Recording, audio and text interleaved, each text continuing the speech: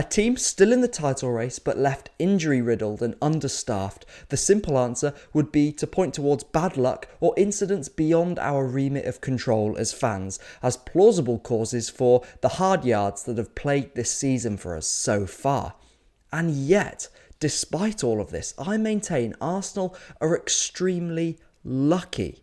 Yes, lucky, fortunate for the emergence of Lewis-Skelly, as we've discussed at length already, but also Ethan Nwaneri. Today's video is a kind of kaleidoscope on my thoughts of Ethan that I've collected over the last couple of years, how they've developed across this season, his usage under Arteta currently and future developments, as well as using his recent man of the match performance against Leicester, in which he had a presence, Nwaneri, of a man shouldering Arsenal's offensive responsibility and believing he was that guy too.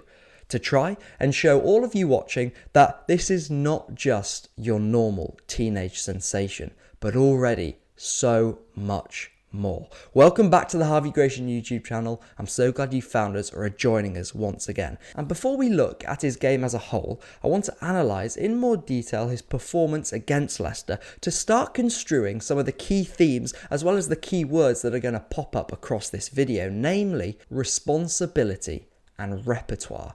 Discussing Nwaneri in his post-match press conference, Arteta said how every time he got the ball, he looked a threat. He made things happen, as well as mentioning in relation to both him and Miles that when you see their behaviours on the pitch, you need to let them go. Now, we're going to get on to Nwaneri's individual usage a little bit later, but this statistical representation of that threat Arteta was talking about that Nwaneri holds on the pitch, and actually, what's more, having him hold the width in sort of this stricter fashion on the right wing, as we know, takes away actually from a lot of the eye-catching central stuff that Nwaneri gives us. But it's crucial to note that even if he has the games where he's hugging the touchline more than what is optimal, Nwaneri has a variety of solutions, which means he can sustain himself even in total isolation out wide. Let's look chiefly at his creation from the touchline or from wide against Leicester to highlight this. He has that step over into a drive onto his right foot nailed, doesn't he?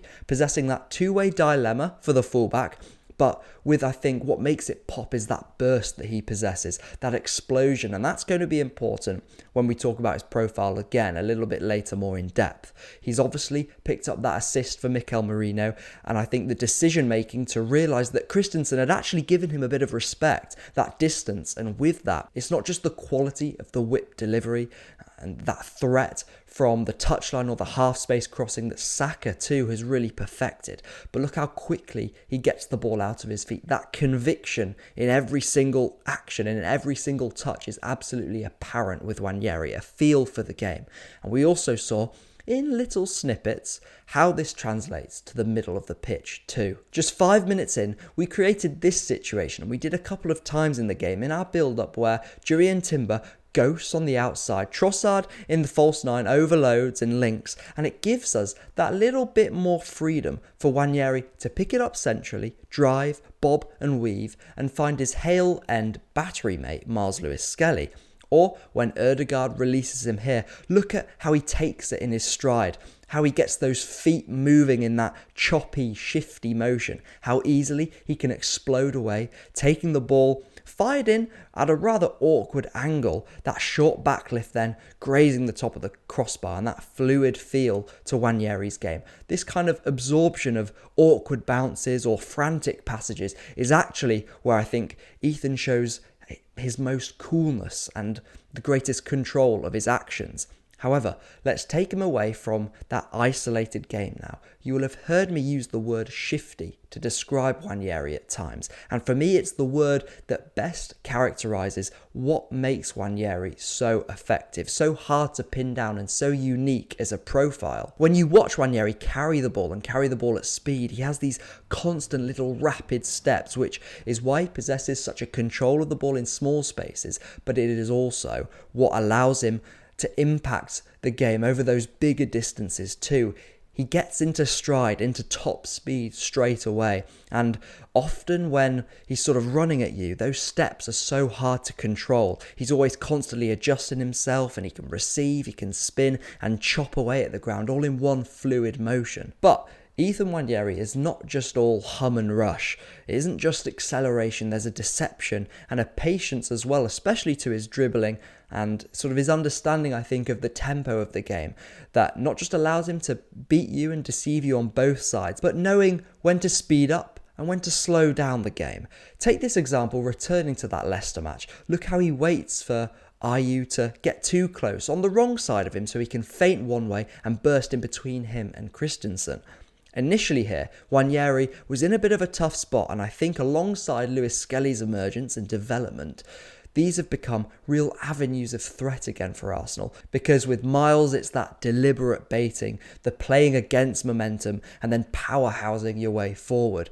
There is more sort of the bulldozer at times about Lewis-Skelly, with longer strides closer to Declan Rice's stampeding carries, whereas Ethan is still off the cuff, but slightly more premeditated, I think, or calculated with his touches, more Saka-like in that way. And in the way that two Leicester players are collapsing on him in that image we just looked at, trying to nullify his threat, Ethan gives us that gravity in the pockets, which of course opens up space elsewhere, which is so important for this Arsenal team.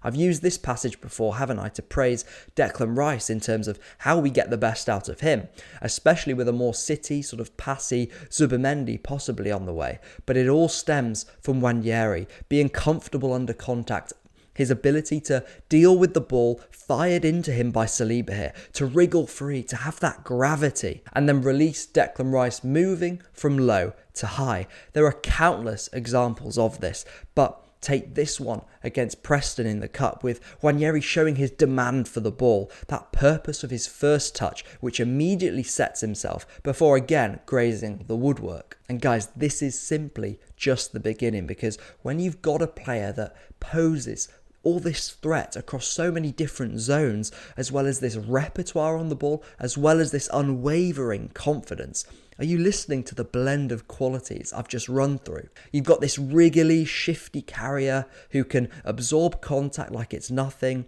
as well as someone with a real big motor over bigger distances, a range of motion that I know I've spoken so much about on this channel, but as we're going to get onto, he's got even more to his repertoire as well. We've already spoken about that wide creative range, but I think for a team that is reticent, understaffed, pick your word, in terms of our creativity and threat in the central pockets, Nwaneri of course encourages and increases that threat in these spaces with his nose for goal too. His heat map against Leicester of course was more jettisoned out wide, but for this season, so far, his cameos actually, the rest of his cameos on the right wing, have been matched by a real desire to allow him to shift into these central zones, even if that means there's a right back that's sort of more uncomfortable staying on the outside. And this has been a real positive for Arteta's use of Nwaneri. And we've spoken about the dribbling, of course, but I think the shooting is arguably even more impressive for Nwaneri because it gives him a sense of inevitability. And this is all so important for an Arsenal side, again, who have lost our main chaos creators in the final third, albeit with Saka, Jesus and Havertz all able to do this in different ways. Because, forgive me for saying this, Nwaneri now feels like our go-to, the man we psychologically now depend on. Do you know how absurd that is for just 17 years old, and how absurd that is to be right for us to demand that of him too? The ball striking is one thing, the control of the shooting situation for Nwaneri is impressive too. And keep creating the pods like this that we saw against Brentford, or the rare example here against Leicester, and you'll see that sort of terrifying zone 14 threat Nwaneri poses, and it's only going to become more apparent. I still want to get onto another avenue in Nwaneri's game we haven't had the chance to see quite yet, but in the meantime I want to turn to Nwaneri's future usage, both in the short term for a team in the title race and thereafter. So let's get some graphics up. For now, it's about creating this shape as much as possible. The beauty with Timber, of course, is he has the flexibility in different zones to give us a fluidity and an unpredictability. And of course, you all know how much I love Jurrien Timber. But we also now have the return of another incredibly valuable player in Ben White, who offers different qualities to Timber. So, what gives? For Timber, he's always going to be at his best ultimately when he's inwardly dynamic, punching holes in blocks with carries, or associating or being that backboard for others in higher pockets. Whereas for Ben White, he impacts things outside of blocks more, via the dynamism that he has in the overlap, or with his passing range from in front of blocks. Now, in terms of the really natural dynamics that we can have on our right-hand side, Nwaneri receiving wide with that threat of carrying or moving inside, as White more naturally overlaps, with Ødegaard dropping outside more to measure and sustain our possession in the final third. Leaving Nwaneri to shift around in the pockets is a really nice look, a look that can also be struck with Jurrien Timber, but maybe something with White's more upright gait and sort of elegant running power that he has would not only give Ødegaard a runner to hit on the outside, but showcase an aspect of Nwaneri's game that in my pre-season scouting report I said we might not see as much if his pathway into the first team was more on the right wing as a Saka deputy instead of the left centre mid. Nwaneri has already had moments combining with Timber really cleverly when Timber is allowed that sort of half-space freedom, but his willingness, Nwaneri, to release runners that we can see with Martinelli here in this passage of play against Crystal Palace is something that we can definitely get out of Ben White. I saw a really nice template again in that Leicester game of that moment where Timber was promoted along the outside, and we may see more of this. We know, of course, Ødegaard likes to marshal our build-up, and in the moments particularly where he drops into right centre-back, we've seen how Timber can promote into sort of that interior right centre mid slot. And with White instead moving on the outside, Nwaneri pinching in, there's a nice relationship to seek out there. Now, let's turn to the bigger picture, because this isn't to incite snide comments on Martin Ødegaard. We don't do that here. We are here to discuss productively how this team can continue to evolve. Because if Martin Zubimendi is confirmed in the summer, then that re-tilting of our midfield balance with Rice allowed that more global coverage that we've been talking about recently, covering both low and high zones on the pitch, with the right centre mid moving back to, I guess, more of a truer number 10 role. Next season, that's a real possibility, and one that Mikel himself has hinted at with regards to Martin Ødegaard. As a facilitator, as a build-up marshal, as our tempo setter on the ball, Ødegaard is really, really good. A role Zubimendi also excels at in that City pass-first guy at the base of midfield. But like Jorginho, Zubimendi won't necessarily always be a guaranteed starter, which is something to consider. So, there is a lot up in the air, that's key to emphasise, but in our current composition of the team, whether that be in the normal shape against Leicester or in more of a diamond in midfield, it has Nwaneri and Ødegaard competing for the same slot, with Nwaneri offering that dynamism we can lack at times in attack, as well as some killer final third qualities. But I'm not too worried at the moment in terms of the debates and comparisons directly between Ødegaard and Nwaneri for now. Why is that? Well, for now, in the short term, we need them both, with this being the best look of our right-hand side. And of course, in the future, Nwaneri is sooner rather than later going to be playing more minutes than not. But don't let comparisons blot individuals in isolation. For example, against Leicester, Ødegaard really stepped up too, like the whole of the team did in the second half, and we're going to need them both if we are to have any chance at winning the title this season. But change is at foot, which is something to be excited about, guys, and also to be grateful that we have Nwaneri and Ødegaard, because they're two different players, even if they're ultimately competing for the same slot. And football now is more about qualities in a team as opposed to individual positions. Look at Merino against Leicester.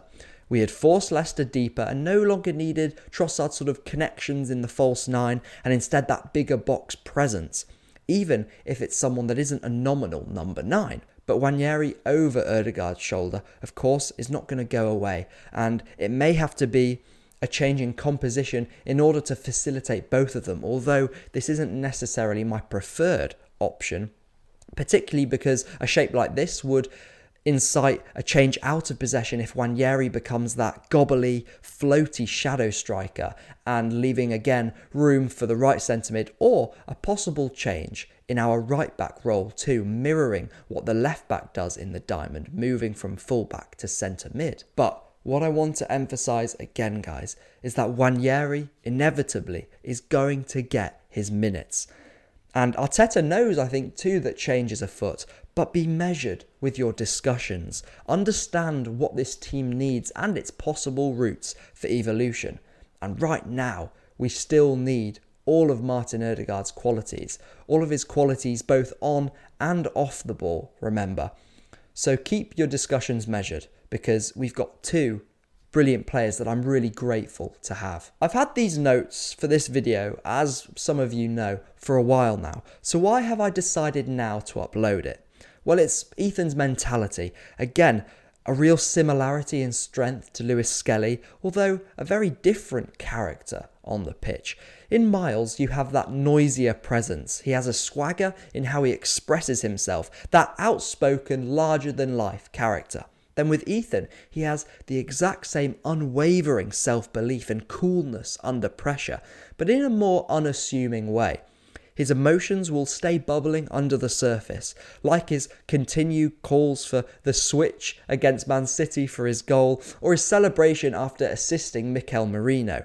A subtle point to Merino from Nwaneri, knowing he had done the job he had expected of himself. That is a killer. And once again, to finish, in a season of hard yards, literally, I maintain that we are still so lucky. Am I off my rocker for that? Maybe, but I know for a fact that whether we get over the line or not this season, in Nwaneri and also in Lewis-Skelly, we have a pair who ensure we continue to compete year after year. Thanks guys so much for watching. I'll catch you in the next one. See you later.